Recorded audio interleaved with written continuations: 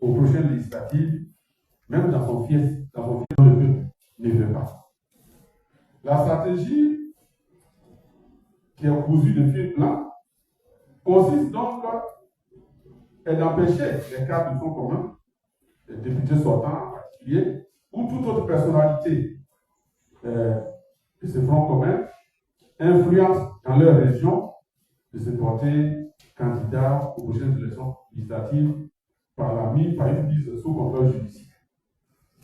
Par ailleurs, l'objectif principal du président du RHDP, c'est de mettre sous le ténoir les principaux partis d'opposition que sont le PDCI, le PPACI, pour instaurer à l'abri du regard et des voix critiques le parti unique à notre pays, parti unique auquel il semble mieux s'accommoder.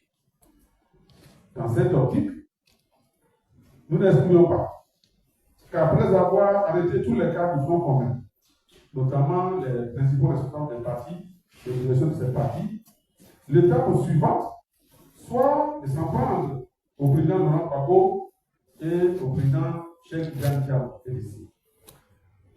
Au total, le Front commun voudrait rappeler à ses militants et ses partisans, aux Ivoiriens et aux Ivoiriennes, ainsi qu'à la communauté internationale, qu'il reste opposé toujours au 4e mandat anticonstitutionnel et illégal de M. Alassane Ouattara.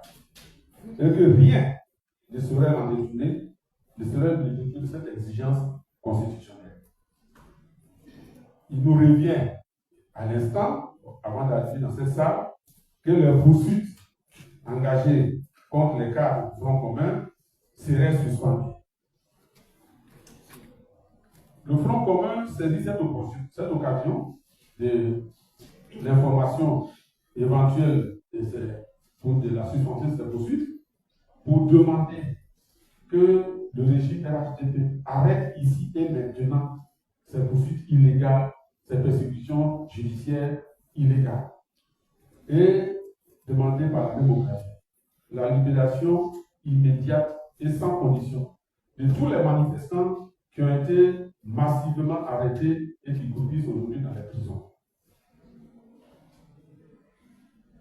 En tout état de cause, le président Laurent Gbagbo et le président Cheikh Tidiane Diallo restent ouverts au dialogue qui est la seule voie pour sauver la Côte d'Ivoire de l'abîme vers laquelle le régime RHDP semble vouloir entraîner. Le Front commun invite donc ses militants et toutes les personnes en Côte d'Ivoire et ailleurs qui sont éprises de justice et de paix et de démocratie à rester mobilisés et à rester à l'écoute des mots d'ordre qui viendront. Je vous remercie.